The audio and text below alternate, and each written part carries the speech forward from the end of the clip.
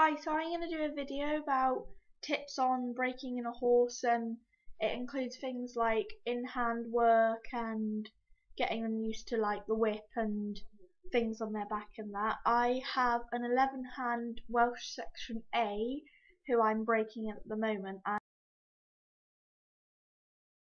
and he's very nearly there, and I've just been taught quite a lot of like techniques to do with him, and I've used them and he's doing really well. At first he was terrified, he wouldn't do anything.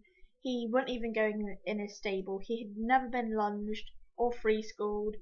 He'd had his saddle and bridle on, but only like a couple of times. It would take literally 10 to 15 minutes to get his bridle on because he hated the thing. And now he's amazing. I can do anything with him. I can lie right across his back. Today I was putting this pillow on him, getting him used to like straight being on his back, and I was tying it with string, and string was going absolutely everywhere, flying about.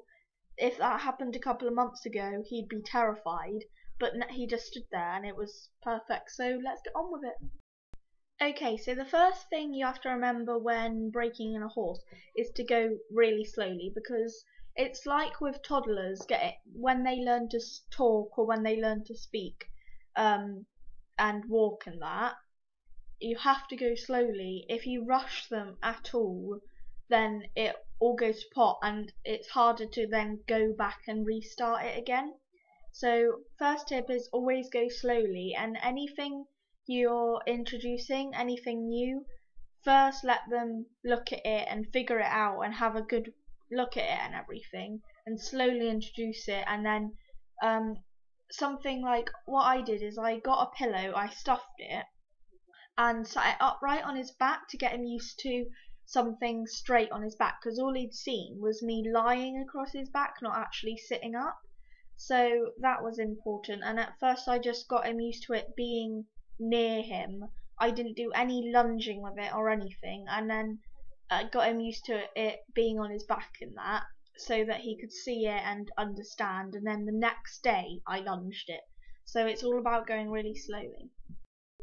In-hand work is really important with horses because it teaches them all the basics of riding from the ground. It builds a really good relationship and gets them used to all sorts of new things.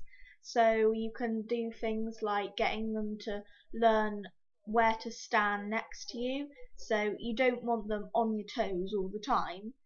If they learn to do that, once you're in the saddle, they'll just constantly be, oh my god, what's happening, because they're relying on you so much that they can't do anything on their own. So it's important to get them to start to do things and work things out for themselves rather than constantly relying on their blanket. So yeah, a great exercise to do with a horse to get it desensitized, which basically means do all sorts of things, so that if there's a plastic bag in the bush, they don't care because they've already worked it out. If you put a whip on them, they don't care because they know it's safe, and they're not just going to fly away and be terrified because a whip's in your hand. So the first thing to do, what I did with mine, is get a long training whip. Firstly, get him to smell it and get him used to it, and hold it by his side. Once he's standing with it by his side, you then put it on his back until he stands still. As soon as he stands still, take the whip away again, and that teaches them that when like the whip's not scary, and when they stand still, everything's fine. And that's really good as well if you've got a fidgety horse, because it teaches them to stand still. Once you've got them standing when you put the whip on and off, you can wipe the whip over them. Now this is really good because say you were riding and you fell backwards and your leg slipped backwards. If they weren't used to being touched all over their body with all sorts of different things, they'd be terrified and they would spook. But if you've desensitized them with the whip and that, they don't care. My fourth thing, or third thing, I don't know, is getting them used to the block, especially if you've got a big horse and you will have to get on from the block. Some horses can be scared when you put it near them for the first time. So it's important again to get them used to it and smelling it, and then do the same thing with the whip, but put it on the ground. So you move it towards them, wait till they stand still, then move it away again. Then you get closer and closer until it's right by their side and they're standing still. Once they're doing that, you can then start to step on it and off, but always make sure the first time you do it, you go on and off straight away, so that they learn that if you get on, you're always going to get off. They're not just going to get stuck with you up there high, okay? So get on it and get off. And some horses, especially smaller ones, will be a bit creeped out when you stand up because you'll be taller than them and taller than you normally are. So be aware that they probably will move their bum away. Moving their bum away is a sign that they are a bit like, I don't understand, I don't know what you want me to do. It's also an avoidance tactic. If they don't like something, they will move their bum away to get away from it. So that's just something. Lunging is great with horses because it gets them to loosen up and teaches them to focus on you. This is good especially because when you're riding, obviously you want them listening to you. When you lunge a horse, you want them to always be looking at you out the corner of their eye. Their ears should be flickering, which means that they are listening to your commands. For things like lunging, you can use words like whoa to make them come down, and when you want them to go faster, you make your body language like bigger and more excitable. You higher your voice and wave your arms about a bit, and that teaches them that when you want to go faster, you pick up your energy, just like when you're about to trot, you pick up the reins and you get ready. So that's really good. And make sure that when you want them to come down, you use a really deep, relaxed voice, and you make your body language go right down and relaxed. And that teaches them that when you want to come down, you tend to sit back and relax a bit more. Verbal commands can be really good because you don't want to constantly be kicking your horse, especially if you have a lazy horse. It's good to teach them commands rather than kicking and that, because some horses just don't like to listen to it and won't listen to it. Horses love to free school, well, most horses anyway, and it's really good for them to loosen up, especially if you've had a whole week of doing tense work with them. At the end of the week, it's really good just to free school them and get them moving. It's also really good because what they've learnt in lunging, you can apply to free schooling just to make sure that they listen to you in other environments. So when you want them to come down, use the whole whoa and everything. Just to make them listen to you a bit more. And when you're free schooling, you can also see if they do trust you and if they see if they look up to you in a way. You can do this by getting them to come over to you and then walking around and seeing if they follow you. If they follow you, they are seeing you as their leader. If they don't, then they're thinking, oh, it's just a human, I'm in charge.